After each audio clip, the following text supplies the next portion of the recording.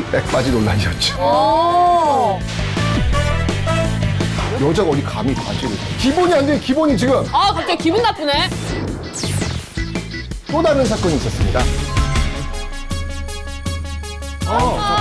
1988년에 처음으로 입성한 장애인 의원이 있는데 등원하자마자 시위부터 진행합니다. 잘 살게 해달라는 게 아니에요. 같이 살게 해달라는 거거든요.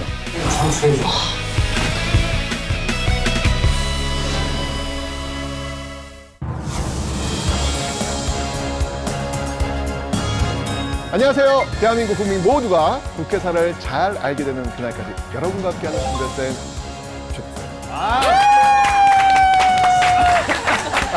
아이돌 같아요. 아이돌? 네.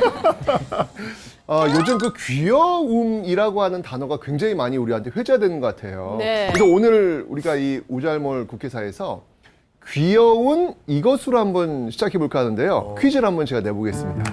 시작부터. 네. 오케이. 우리가 이제 국회에서 하고 있으니까 네네. 2년 전 국회 역사상 최초로 출입이 허락이 된 귀여운 이것이 있습니다. 국회 역사상 최초로 허락받은 귀여운 이것. 이것은 무엇일까요?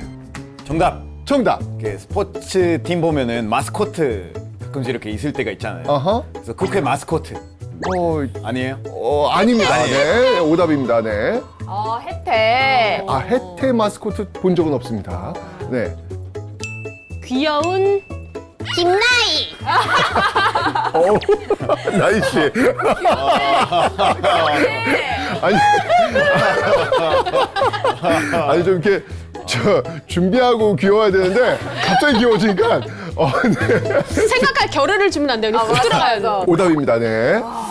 게스트분이 오늘 초대가 되셨는데 네. 혹시 아세요? 저는 답을 알고 있습니다. 알고 있어요? 네. 자, 그러면 좋습니다. 자기소개 먼저 하시고 정답을 한번 알려주시기 바랍니다. 네, 안녕하세요. 저는 연세대학교 문화디자인 경영학과 19학번 동은영입니다. 그리고 정답은 강아지입니다. 제가 당시에 기사를 정말 인상 깊게 읽었거든요. 사실 이 강아지 팬이에요. 팬이 뭐 인플루엔서예요, 강아지가? 그 정도로 유명한 강아지입니다. 진짜? 강아지가요? 강아지. 거의 비슷했는데 2년 전 당시 이 귀여운 이것을 국회에 데리고 온 국회의원이 발언한 회의 속기록으로 힌트를 좀 드리도록 하겠습니다. 자, 빅데이터 키워드 한번 보시죠. 자, 국회사 빅데이터인데요. 그때 이것을 이렇게 쭉 이야기했던 내용들이 지금 나오고 있습니다. 지금 뭔가 지금 집중되고 있죠, 지금요. 네. 그죠? 네. 맞습니다. 자, 바로 장애인, 시각장애인. 정답은 안내견입니다. 안내견. 그렇죠, 뭐, 강아지. 네네. 예. 자, 사진 한번 보시도록 하겠습니다. 네. 많이 봤어요. 많이 보셨죠? 네. 저도 사실 이 사진 보면서, 기사 보면서, 아이고, 좀 이렇게 뭔가 지금 뒤통수한테 제대로 맞은 듯한 그런 어떤 느낌이 들었던 기억이 납니다. 2020년 6월 5일이었죠. 시각장애인 김혜지 의원은 안내견, 조이. 조이. 이 조이와 함께 국회의장 선출을 위한 본회의에 참석했는데요. 안내견으로서는 처음으로 국회에 등원한 사례였습니다. 사실 제가 TV에서 처음 보고 너무 귀여워서 팬이 됐거든요. 조이는 예능에도 많이 출연하고 또 김혜지 의원 유튜브에도 자주 등장하더라고요. 그래서 제가 국회에서 조이의 모습을 담은 영상을 찾아왔습니다. 함께 보시죠. 안내견이고요. 지금 5살. 네 가지 핵심 인물입니다. 네, A few moments later. 사내를 선포합니다.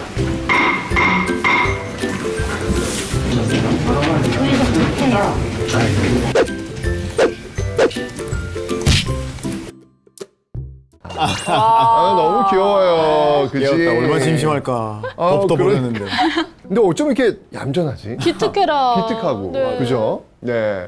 자, 이전까지는요, 국회법 제148조 의원은 본회의 또는 위원회의 회의장의 회의 진행에 방해되는 물건이나 음식물을 반입해서는 안 된다라는 그 조항을 근거로 안내견의 국회 출입을 막아왔습니다. 안혜견은 뭐 물건도 아니고 솔직히. 그러니까. 왜 그렇게? 그러니까 아니 저도 사실은 이게 사실 국회에 오늘 이거 역사 공부하면서 저도 아니 안내견이 들어가지 못했다라고 하는 게 그건 말이 안 돼. 말. 저도 좀 고개를 너무 갸우뚱했던 너무 당연한 일인 게 당연하지 않았다는 게 저 좀 깜짝 놀랐는데 이제는 좀 달라져야 한다라고 의견을 모은 여야 의원들의 지지와 또 국민 성원에 힘입어 드디어 국회 출입이 허용이 된 겁니다. 자, 그러면 이제 본격적으로 한번 이야기를 한번 시작을 한번 해보도록 할게요. 그래서 도대체 오늘 주제가 뭘지 좀 네. 너무 궁금해요. 자, 오늘의 우잘몰 주제는요, 바로 손에 손 잡고 벽을 넘어서 우리 사는 세상 더욱 살기 좋도록 손잡고 뭐야, 그럼 손 잡는 거야, 지금? 퍼포먼스예요. 아, 그렇습니다. 오늘의 우잘몰 주제는요, 바로 손에 손 잡고 벽을 넘어서는 국회. 오. 다양한 사회적 차별과 편견을 극복하기 위해 애썼던 국회의 역사를 이야기해 보려고 합니다. 국회에서 이 벽을 넘지 않으면 사실 우리 사회가 바뀔 수가 없어요. 왜냐하면 그렇죠. 법을 만드는 공간이 국회지 않습니까? 제도적인 시스템이 갖춰지지 않으면 그 변화는 오지 않거든요. 오늘 우리 동원 학생한테 제가 숙제를 내드렸는데 네, 잘 하셨나요? 맞습니다. 네, 지세대 친구들은 국회에 대해서 그리고 또 국회가 넘어야 될 벽에 대해서 어떻게 생각하는지 인터뷰를 준비했습니다. 함께 영상 보시죠.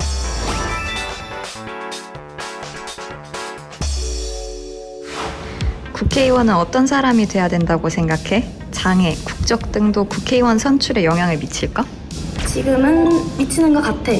근데 장애, 뭐 국적 이런 거 등을 고려해서 국회의원을 선출하면 사회에 도움이 될 것 같아. 아직까지는 국회의원을 선출하는데 영향을 미친다고 생각하지만 그거를 뛰어넘는 게 우리 사회의 숙제라고 생각해. 최대한 다양한 사람들의 의견을 좀 받아들이고 그런 사람이 국회의원이 되어서 여러 가지 활동을 할 수 있는 사람이면 정말 좋겠다고 생각을 해. 그러면은 국회 내에서 넘어야 할 장벽이 있다고 생각해? 나는 우리 국회가 아직 다양성에 대한 장벽을 넘어설 필요가 좀 있는 것 같은데 특히 성소수자나 장애인과 같이 사회적으로 소외받기 쉬운 집단들에 대한 국회의 노력과 관심이 필요한 것 같아. 장애인이나 이제 여성 국회의원 수가 조금 적은 것 같아. 국회가 조금 더 다양한 그런 집단들을 받아들여서 다양한 사람들이 목소리를 낼 수 있게 기회를 제공했으면 좋겠어. 내가 느끼기에 아직까지는 여성이나 사회적 약자들에게 주어지는 기회 자체가 적다고 생각해. 국회에서 그 넘어서려는 모습을 보여준다면 그게 사회의 인식으로 확장되고 그러면서 사회도 발전할 수 있다고 생각해. 그렇네요. 그러고 보니까 이제 김예지 의원과 조이가 같이 국회로 출근을 하면서 이제 국회에서 하나의 벽을 좀 허물었던 것 같은데 이전에도 시각장애인 국회의원이 있었는데 있었네. 이제 안내견의 도움을 국회 내에서는 받을 수 없었다라고 들었거든요.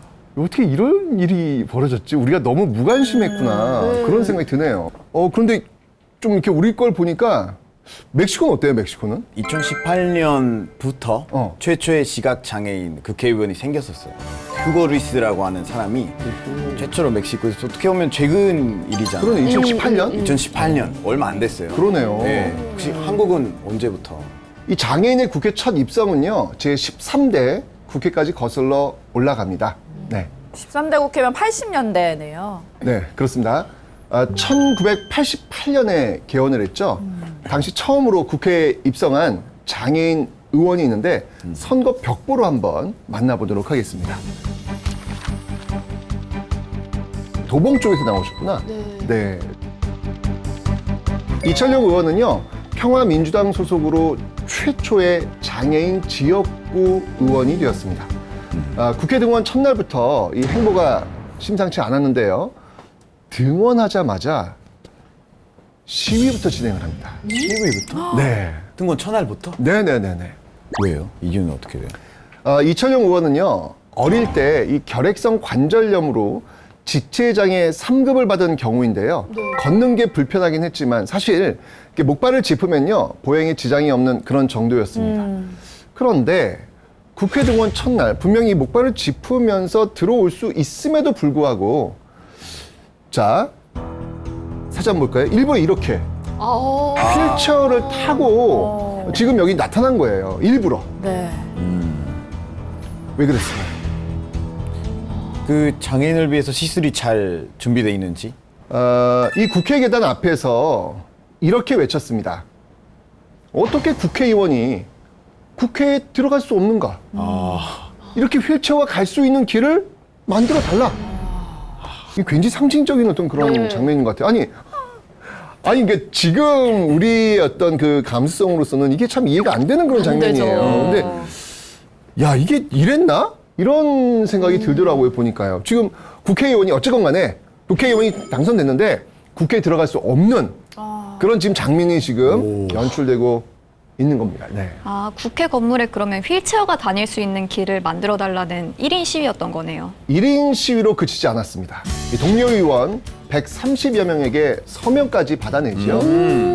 이 결과로 짧은 시일 안에 국회의사당에는 이것이 설치됩니다. 아하, 경사.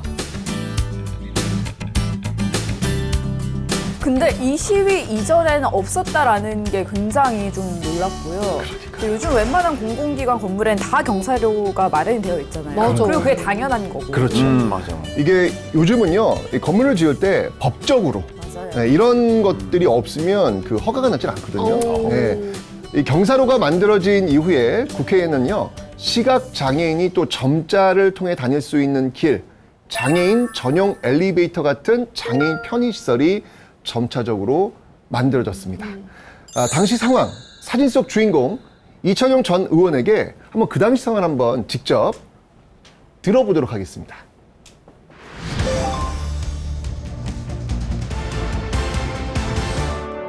등원하기 전에 이제 국회를 이렇게 한 바퀴 돌았어요. 돌아보니까 점자 블록이 하나도 없어요. 그 다음에 편의시설이 하나도 없어요. 저는 깜짝 놀랐어요. 어떻게 민의의 전당에서 장애인들이 이용할 수 있는 접근권을 봉쇄를 했다는 것은 민의의 전당이 볼 수 없다. 아니면 장애인을 사람으로 보지 않는 수도 있겠다. 화가 났어요. 올바른 정치를 하려면 사회적 소리, 약자들의 소리, 그 숨소리를 잘 들어봐라. 그런 생각으로 제가 그 휠체어를 타고 간 거고요. 그랬더니 이제 동료 의원들이 저 이철용 의원 얘기가 맞다. 이래가지고 100몇 명이 금방 쉽게 서명을 해줬어요. 그때는 사실 장애인은 그 복지라든가 장애인 정책이라든가 이런 게 전무할 때예요. 전혀 없었어요. 그래서 제가 휠체어를 타고 가서 강력하게 주장을 했고요. 그래서 그 이후에 점자블록, 매형이 시각장애인들도 국회에 동원할 수 있게 했고 장애인 편의시설도 만들었고 그걸 시발점으로 해서 전국이 이제 장애인 편의시설을 하는 쪽으로 갔었죠. 그래서 저는 그때 이제 생각하기를 한 명의 힘이 이렇게 막강하고 강력하구나. 장애인들이 정치에 입문할 수 있도록 그렇게 서로 간에 길을 터주는 것도 하나의 방법이 아닐까 하는 그런 아쉬우면서 그런 바람을 갖고 있습니다. 당황해 하시면 안 돼요. 너무 아까 봤던 멋있으신데요? 포스터. 생각했던 예. 이미지랑 달라. 그러니까요. 예. 국회에서는 그 다양성을 갖고 있는 의원들이 많이 들어가야 되는 거 바로 이런 데서 나오는 것 같아요. 맞네요. 그 전까지 이제 장애인 국회의원이 없다 보니 뭐가 불편한지 모르는 거예요. 근데 장애인 국회에 딱 들어가니까 출입부터 안 되고 있으니까 여기서부터 시작되는 거잖아요. 네. 맞습니다. 사실 이 이철용 의원은요, 장애인을 위해 이 의정 활동도 굉장히 열심히 하신 그런 분이죠. 여러분, 국민들의 삶이 제일 중요한 게 뭘까요? 나희 씨, 뭐가 제일 중요합니까, 지금? 당신의 삶 속에. 술. 먹는 거. 그럼요. 맞습니다. 당시에는요, 특히 이 장애인이 먹고 사는 문제, 즉, 이 생존권 문제가 굉장히 심각했습니다. 사실 이거는 지금도 해결 중인 이슈잖아요. 당시에는 문제가 더 심각했다는 의미인 것 같아요. 맞습니다. 네. 심신장애자 복지법이라는 법률이 존재하긴 했습니다. 문제는 대다수 법조문이 어떤 형태냐면 이런 형태예요. 무엇을 위해 노력한다. 노력한다. 노력한다. 노력한다라고 하는 거는 하든 안 하든 처벌은 못 하는 거네요. 그러니까 이거 되게 애매한 조항이거든요. 안 해도 나는 노력했다. 그런 뭐 어떻게 방법이 없잖아요. 그래서 이철영 의원은요. 해도 되고 안 해도 상관없는 권고 조항으로 이루어진 법. 이거를 의무 조항으로 바꿔야 된다. 이제 이렇게 주장하면서 노력한 것이죠. 자, 당시 속기록에서 찾은 키워드 한번 보도록 하겠습니다. 자, 이렇게 지금 속기록 키워드 낙후되다.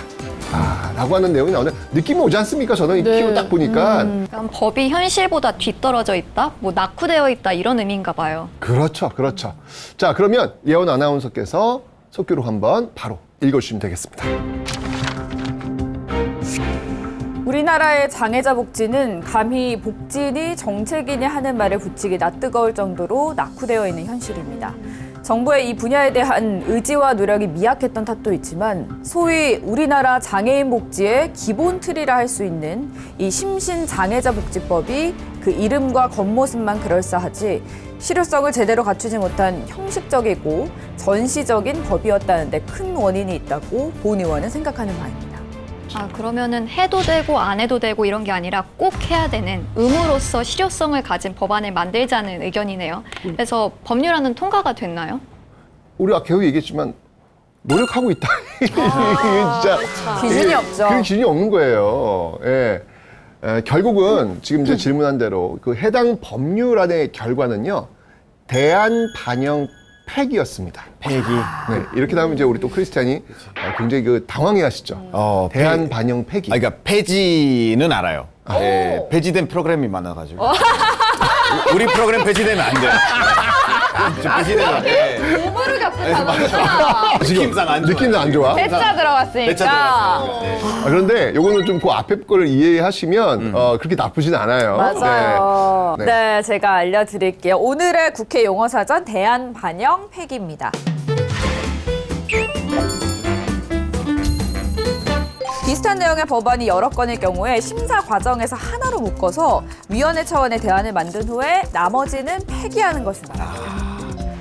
의원의 의견을 들어준 거네요. 어떻게 보면. 맞아요. 네, 들어준. 장애인 당사자로서 이 장애인 문제에 대해 적극적으로 나섰던 이 이철영 의원은요.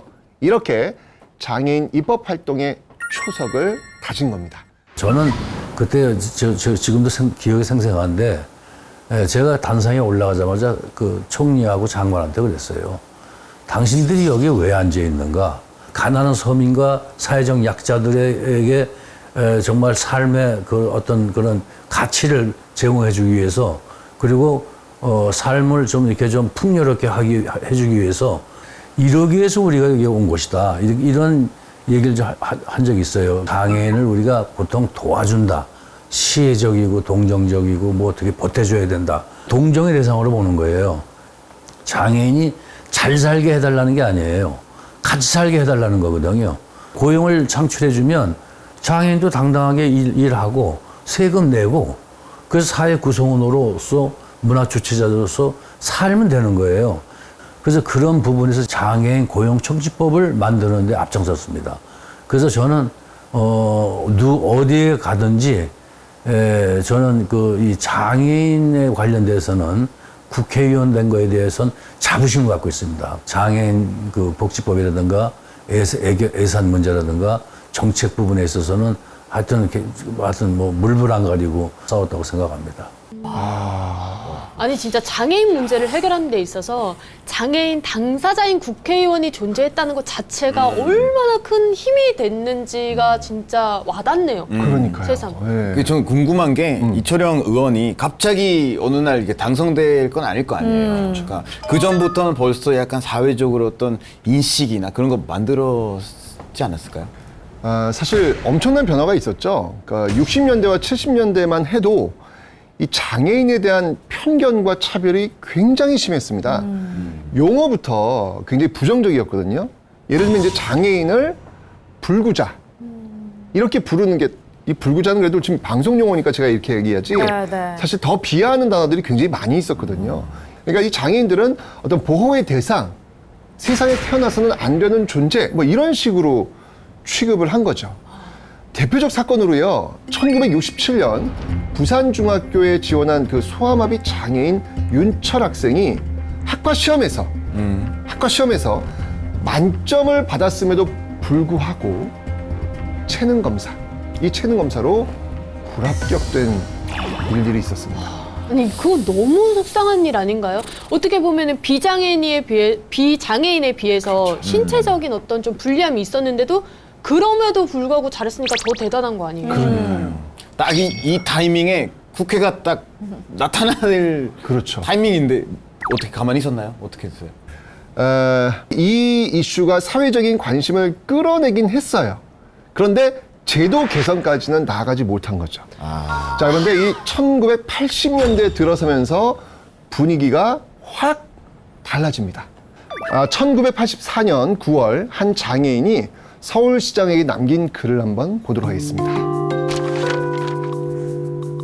시장님, 왜 저희는 골목골목마다 박힌 식당 문턱에서 허기를 참고 돌아서야 합니까? 왜 저희는 목을 축여줄 한 모금의 물을 마시려고 그놈의 문턱과 싸워야 합니까? 또 우리는 왜 횡단보도를 건널 때마다 지나는 행인의 허리춤을 붙잡고 도움을 호소해야만 합니까? 진짜 일상에서 겪는 그 어려움을 좀 구체적으로 드러내면서 절박함을 호소하고 있네요.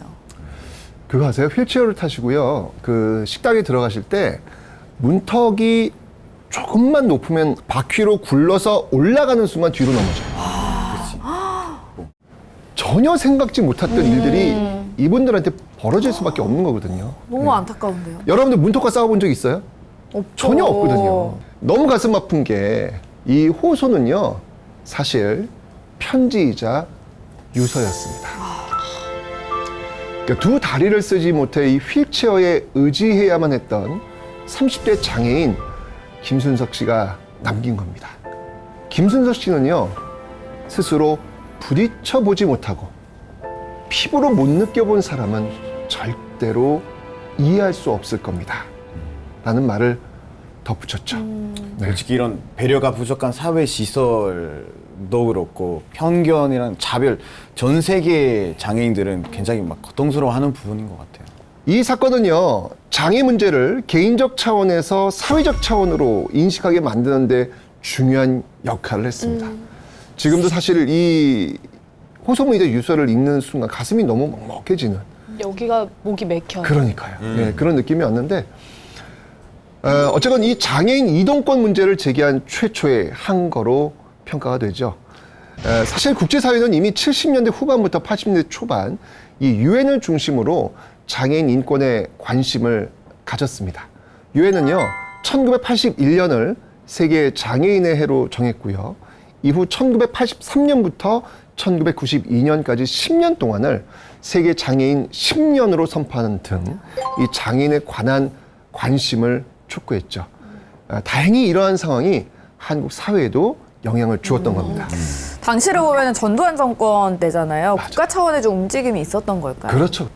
국제사회 그 시선에 더해서 이 전두환 정부는 복지국가 건설, 뭐 그 당시 뭐 정의사회 구현, 복지사회 구현, 뭐 이런 것들이 이제 그 전두환 정부의 어떤 캐치플레이였으니까 네네. 장애인 복지에 대해서 그러니까 눈 감을 수는 없었던 거예요. 형식적으로나마 관심을 보이긴 했습니다. 1981년 4월 20일을 장애인의 날로 지정했고요. 그해 6월 최초로 장애인 복지를 담은 법, 바로 아까 이야기했던 심신장애자 복지법을 제정한 겁니다. 네, 심신장애자 복지법이 아까 그 해도 되고 안 해도 된다는 그 법 말씀이신가요? 맞습니다. 예. 그 법이 바로 이때 전두환 정부 때 제정은 된 겁니다. 처음부터 제대로 된 법을 만들었으면 좋았을 것 같은데요. 어쨌건 간에 이후에 사회는 좀 조금씩 변화합니다. 1980년대 중반에는요, 다양한 그 장애인 단체도 결성이 되는데요. 1980년대 초반까지만 해도 장애 운동은 사실 전무한 편이었습니다. 네. 자, 그러다가 항상 우리가 이 국회사를 이야기하면서 우리 사회의 비포 애프터를 이야기하는 그 분기점이 되는 사건이 있었어요. 항상 이걸 계기로 해서 뭐야 이것도 바뀌었네, 저것도 바뀌었네 라고 이야기했는데 이게 뭘까요? 유월항쟁. 유월항쟁. 거의 매주 그러니까요. 얘기하는 것 같아요. 이 대한민국 사회에 정말 비포와 애프터구나라는 네, 걸 네. 다시 한번 느끼시게 될 텐데 여기도 마찬가지입니다. 바로 1987년 6월 항쟁, 정말 이 한국 사회 거의 모든 지역과 영역에서 민주화 열망이 그냥 터져 올라오고 있는 어떤 상황이 있는데 장애인 운동 역시 마찬가지였습니다. 전 사회적인 그 민주화 분위기가 그 인권의 사각지대에 놓였던 장애인들의 권리의식에도 당연히 영향을 미쳤습니다. 생존권을 넘어 노동권, 이동권의 보장, 그리고 모든 차별에서의 해방을 위한 투쟁이 본격화된 것입니다. 특히 6월 항쟁의 성과였던 그해 12월 대통령 직선제를 앞두고 국회는요 장애인 고용촉진법 제정과 심신장애자 복지법 개정 문제를 제기를 한 거죠. 노력한다. 이거 개정하자. 네네. 라고 이제 여기서 나온 거예요. 그래서 1988년 이것을 앞두고 한국에서 장애인 최초의 대중 집회가 열리기도 했습니다. 자, 이쯤 되면 이제 우리 또 이 크리스의 변신이 기대가 되는데. 오래 기다렸습니다. 아, 이번 주도.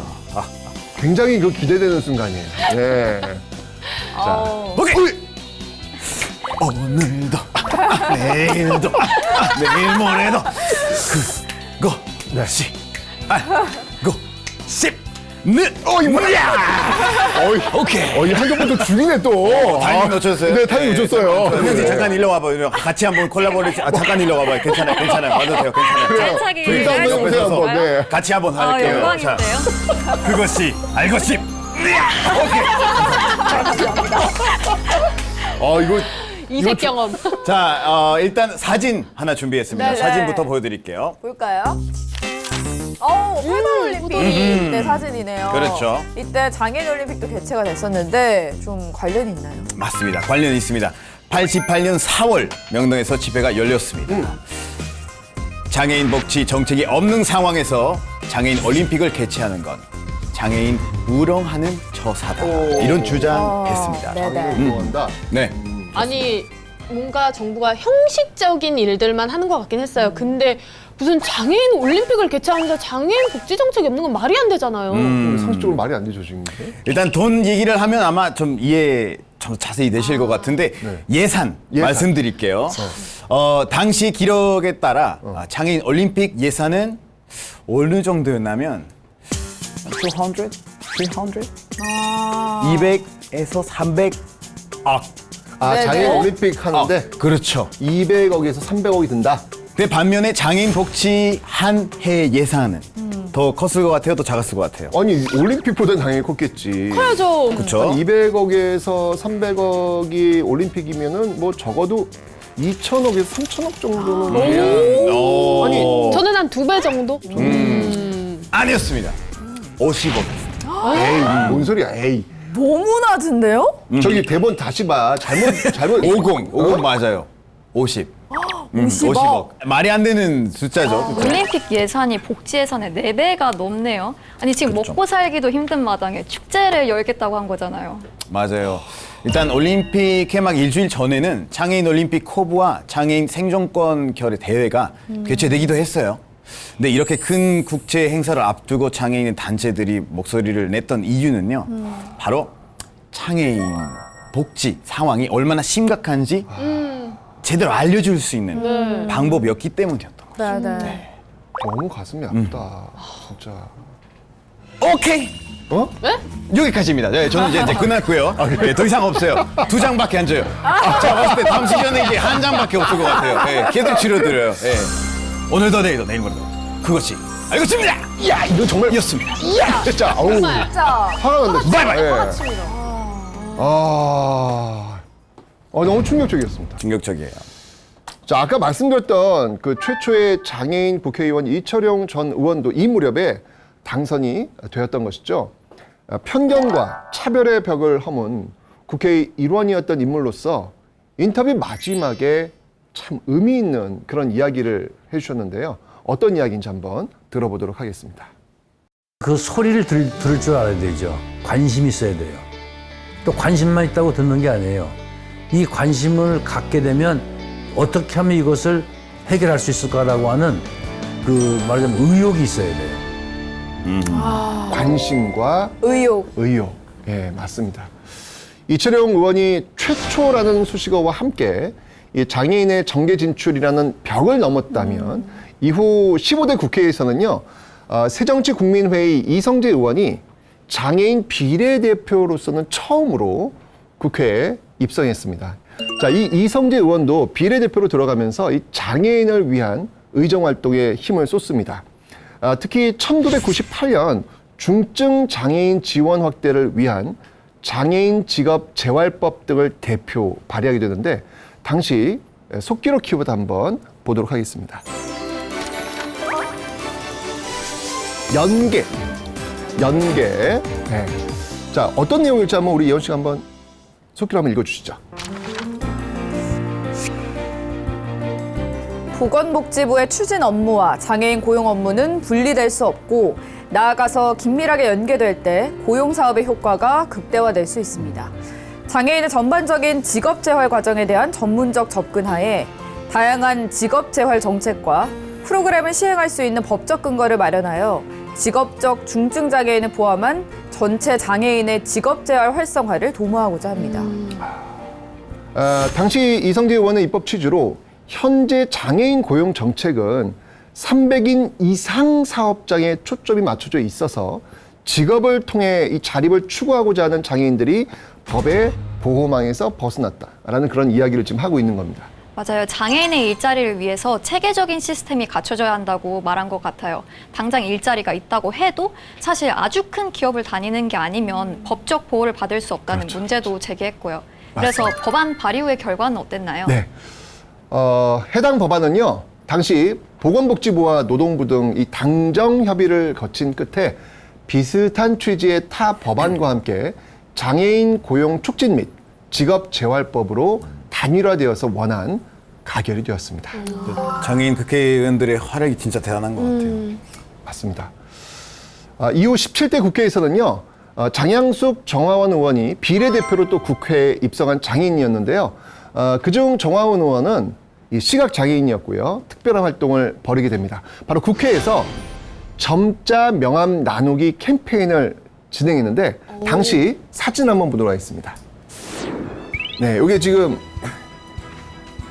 시각장애인 국회의원 지금 보이시죠, 여러분들? 네, 그럼 네. 지금 네, 점자 지금 명함을 보여주고 있는데 제가 한번 좀 보여드릴게요. 이게 지금 정화원 의원이 보내주신, 만져보시면 알겠지만 뭐가 도돌도돌하죠? 오, 느껴져요. 네. 이게 지금 바로 점자 명함입니다. 네, 어때요? 보시니까 그렇죠? 전 점자로 된 명함에 대한 약간 더 필요성을 제가 느낀 적이 없었는데 너무 미안하네요, 괜히. 네. 맞습니다. 네, 사실 이게 당사자가 아니라고 한다면 정말 관심을 갖기 어려울 것 같은데요. 맞아요. 그런 만큼 시각장애인의 생활 단면을 좀 보여주고 함께 생각하자는 취지로 진행된 캠페인인 것 같습니다. 당시 국회 부의장과 의원들도 참여해서 이 점자 명함을 제작했는데요.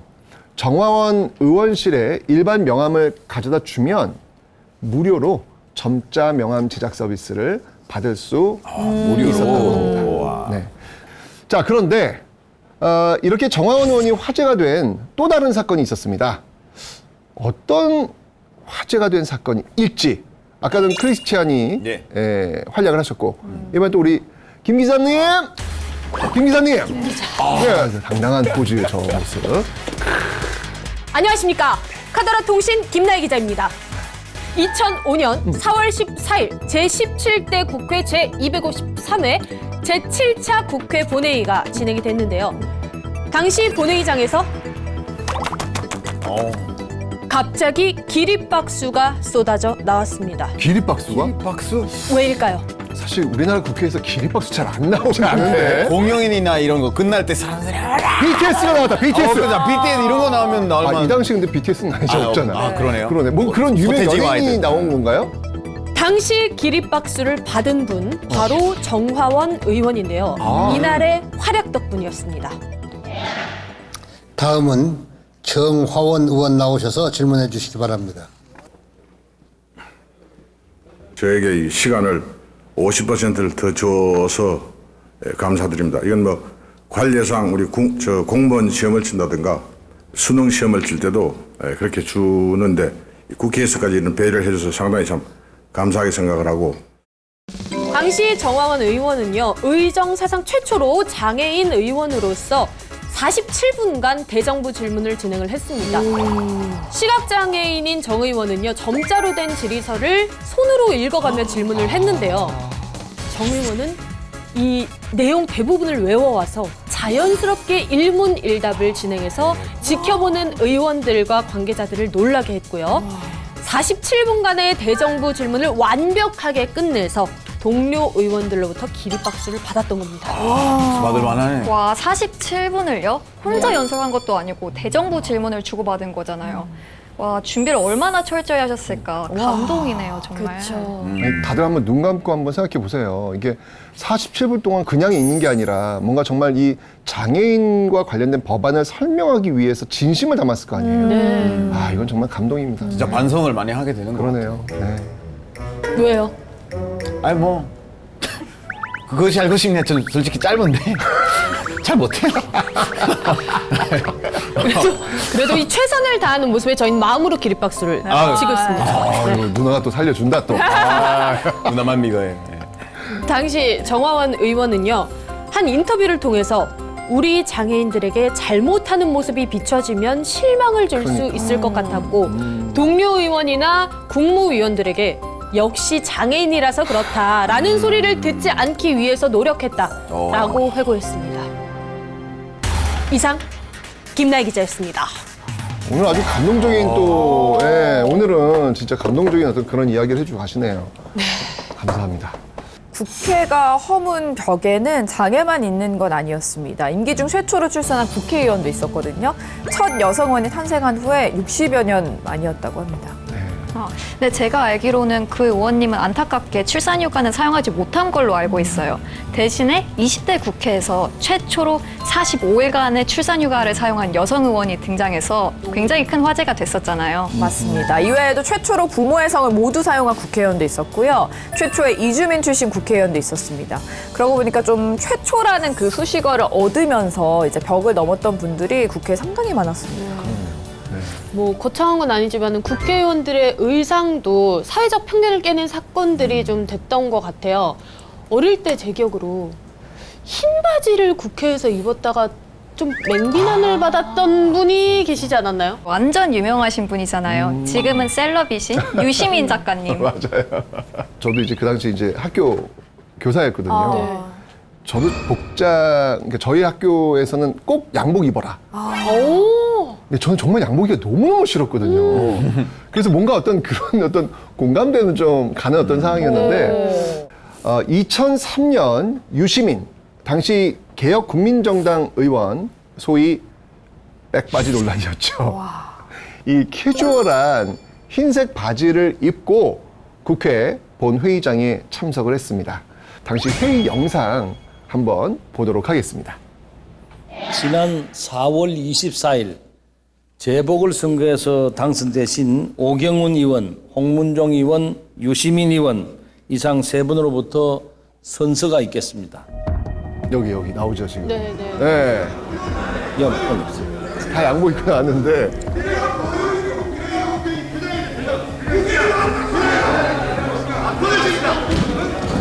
그래, 들어보세요. 조용히 하세요. 조용히 하세요. 이미 의장이 사무총장으로 하여금 복장 문제에 관한 국회의 관례를 설명을 했고 본인도 알겠다는 확답이 계셨습니다. 그러니까 오늘 양해를 해주시길 바랍니다. 아니 근데 나름 갖추기 쉽지 않나요? 지금 시각으로 보면은 진짜 저 정도는 할 수 있잖아. 막 딱 붙는 바지도 아니고. 그러니까 지금 우리의 시선과 이 당시 시선이 많이 달라나요. 많이 다르네요. 네, 영상 보신 것처럼 당시 한나라당 의원들의 항의가 너무 거셌고요. 결국 집단 퇴장을 했습니다. 이제 유시민 전 의원도 결국 옷을 갈아입고 와서 의원 선서를 다시 했습니다. 그렇죠. 네. 요즘에는 특히 여성 정치인의 의상이 주목을 많이 받는 것 같아요. 그리고 최근에도 제가 기억하기로는 원피스를 입고 지국회에 등장해서 큰 화제가 됐던 게 있었잖아요. 국회는요, 이 여성의 의상과 관련해서도 벽이 있었습니다. 지금은 사실 많은 여성 의원들이 정장 차림, 특히 바지를 입고 국회로 출근하는 모습 보시죠. 요즘은 오히려 더 바지 대부분 다. 입고 나오는 국회의원들이 더 많은 것 같은 네네. 느낌이 들거든요. 예. 옛날에 이게 불가했습니다. 바지가 안 됐다고요? 여자가 어디 감히 바지를. 바지가 뭐 남자들의 전유물이야 치마 뭐야? 입어야지 치마. 어디 감히 국회에 오는데 바지를 입고 여자가. 근데 의원이 아니더라도요. 여성이 바지를 입고 국회에 나가면 이게 논란이 됐어요. 어느 정도냐면 아주 먼 옛날도 아닙니다. 1993년입니다. 1993년 11월 이 당시 환경처 장관 황산성 이 장관이 바지 정장 차림으로 국회 상임위원회 업무 보고에 나섰는데요. 답변 도중에 그러니까 일단 지금 기본적으로 바지를 입고 나온 거에 대한 기분이 안 좋아 지금 의원들이 지금 대부분 남성들 테니까 지켜보고 있다 지금 바지를 입고 왔네. 근데 그때 이제 답변 도중에 잠시 바지에 좀 손을 좀 넣었나 봐요. 네. 예. 그 이후로 여자가 바지 차림으로 건방지게 손까지 넣어? 라면서 비판을 받습니다. 아니 잠깐 계속 넣은 건 아니잖아요. 네. 잠깐 넣었던 그렇죠. 건데 빼고 네, 그렇죠. 건반이라고? 그러니까. 그래서 황 장관도 좀 이제 너무 당황했던 거예요. 그래서 황 장관 뭐라고 하냐면 아니 그냥 주머니에 있던 메모지를 꺼내려고 했다. 못 붙이고 이렇게 해명을 한 거예요. 예. 너무 말도 안 돼. 해명을 해야 된다는 것 자체가 그렇죠. 좀 오늘 운영양 왜 바지를 입고 어머 찌르기까지 심지어 아까 찢어졌어. 주머니 넣었던데요? 찌청. 이런 게 진짜 지금 이게 진짜 진심으로 이렇게 방송 나가면 전 바로 다음부터 아웃. 그렇죠. 난리 나죠. 큰일 납니다. 큰일 납니다 지금. 아 참 이 그로부터 3년 뒤 15대 국회에 입성한 이미경 의원 드디어 여자 의원은 치마 정장을 입어야 한다라는 불문율을 깨고 바지 정장을 입고 국회에 등원을 합니다. 게다가 이 동료 여성 의원들과 이런 운동을 벌이기도 했죠. 당시 기사 한번 보도록 하겠습니다. 우리도 바지 입자. 이러면서 여성 의원들이 대거 진입하면서 여권운동 출신 의원들은 활동이 편한 바지 차림이 국회라고 해서 터부시될 필요가 없다. 여성 의원 바지 입기 운동이 시작이 된 거네요. 그렇죠. 근데 궁금한 게 그러면은 그 국회의원들 의상이 법으로 정해져 있었던 거예요? 네. 국회법 제25조를 보면요. 의원은 의원으로서 품위를 유지해야 한다. 딱 요 한 줄 있습니다. 뭐야? 그 외에는 국회에서 의상에 관한 관행을 정한 적 없습니다. 그 붐의 기준은 뭐예요? 국회에서 정해지지도 않았는데 의상이 이렇게 계속 꾸준히 화제가 되고 논란이 되는 게 굉장히 흥미로운 것 같아요. 이게 어떻게 보면 되게 사소한 일이잖아요. 근데 사회 전반, 그러니까 국회에서도 가능하다면 사회 전반에서도 가능하다는 인식이 생기기 때문에 다들 예민하게 받아들이는 게 아닐까 생각이 듭니다. 국회에서의 변화가 사회에서도 영향을 준다는 얘기네요. 어떻게 보면. 그럼요. 국민의 대표로 구성한 입법기관인 만큼 사람들의 삶의 기준이 되기도 한다라는 게 다시 한번 좀 생각해 볼 여지가 있는 것 같습니다. 그러니까 이제 이런 변화가 있기 때문에 지금 여성들이 어떤 관공서나 이런 곳에서 회의를 하거나 참여하거나 뭐 할 때 바지 입고 가는 게 이제는 이상한 모습이 조금도 있어요, 없어요? 진짜 전혀 없죠. 전혀 없잖아요. 아무 느낌이 없잖아요. 정말 이 국회가 만든 변화가 사회에 변화의 물결을 굉장히 많이 만들어주는구나. 이런 것들을 지금 보여주는 한 단면이었습니다. 사실 비교적 최근까지도요.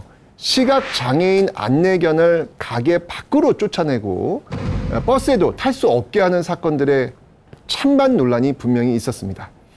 하지만 이 국회의원의 안내견 조의가 국회에서 활약한 이후 사회 전반적으로 안내견은 어디서든 받아들여야 한다라는 의견이 훨씬 힘을 얻고 있습니다. 자, 그런데 이 장벽을 허무는 것은요, 사실 이 국회 혼자 할 수 있는 일은 아닙니다. 아까 우리가 노래 불렀던 손에 손잡고, 네, 정말 이 국민도 함께 해야 되겠죠. 조이가 국회에 동원할 때는 여야의 지지도 있었지만 사실 국민의 성원도 뒷받침되었기 때문이다라는 것을 잊지 않았으면 좋겠습니다.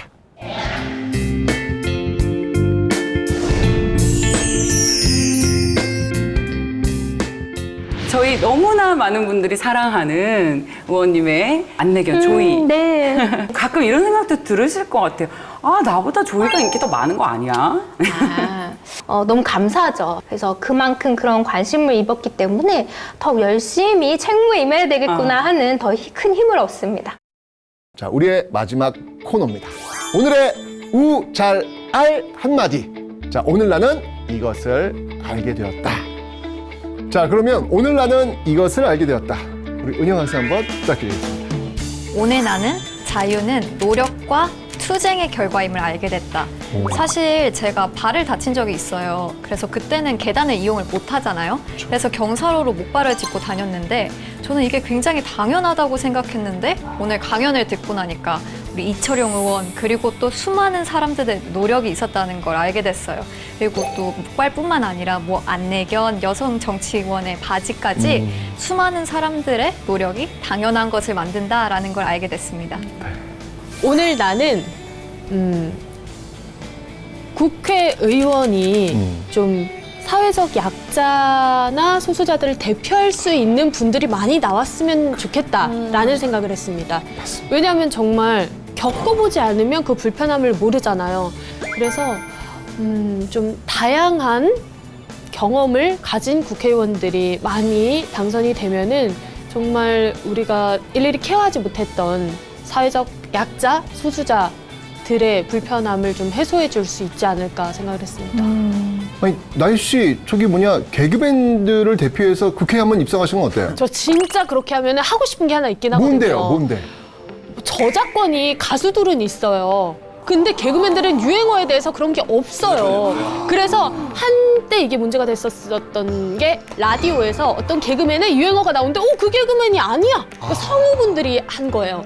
개그맨들이 열심히 자기가 만들어낸 이 노력의 결과물을 누군가가 그렇게 막 사용을 하는 거에 대해서 어떠한 뭐 권리 주장을 할 수가 없었다는 게 너무 전 슬펐어요. 그 안에는 정말 피와 눈물과 땀이 들어가 있는 거 아니겠습니까? 피땀 눈물. 네.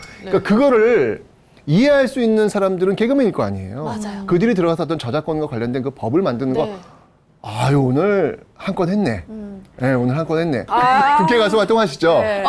그쪽으로 옮겨갈까요? 너무 좋은 의견이었네요. 네. 오늘 나는 역지사지의 중요성을 알게 됐다. 뭐야, 뭐 사자성어 지금 쓰는 거야, 지금? 네, 예스. 우와. 제가 유일하게 알고 있는 사자성어 중에 하나인데. 우와, 어떤 의미에서요? 이게 뭐 솔직히 사람들은 자기 기준으로 항상 생각을 하잖아요. 네. 그 다양성이 있어야 평등한 나라가 될 수 있는 거잖아요. 그러니까 더 당연한데 지금은 그나마 이제 한국은 좀 깨닫놓은 상태인 것 같아서 다행인 것 같고 멕시코는 솔직히 아직 모르요. 그러니까 아까 선생님이 말씀하셨지만 엘리베이터 설치 이런 거 지금 지하철역마다 있는 거잖아요. 그렇죠. 저는 한국에 가서 그 좀 너무 감동받았었어요. 왜냐면 멕시코에 엘리베이터 있는 호수는 하나밖에 없어요. 그게 몇 년 전에 만들었던 최근 호선이기 때문에 엘리베이터 설치를 했는데 한국에선 1호선부터 다 있는 거예요. 그렇죠. 그러니까 우리는 멕시코에서 아직도 꿈도 못 꾸는 그런 그림이지만 배울 점이 많다고 생각했고 역시사지 역시 힘이 있구나라는 것을 오늘 그러니까 차이가 차별이 되어서는 안 되거든요. 네.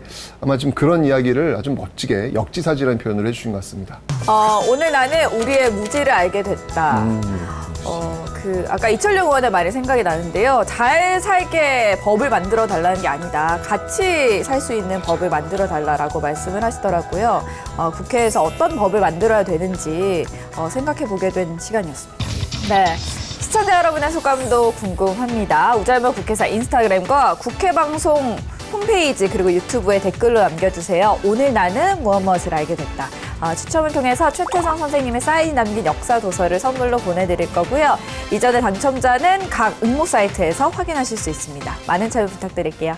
자, 우리가 국회사를 잘 알게 되는 그날까지 항상 같은 자리에서 기다리고 있겠습니다. 오늘도 시청해주신 여러분 감사합니다.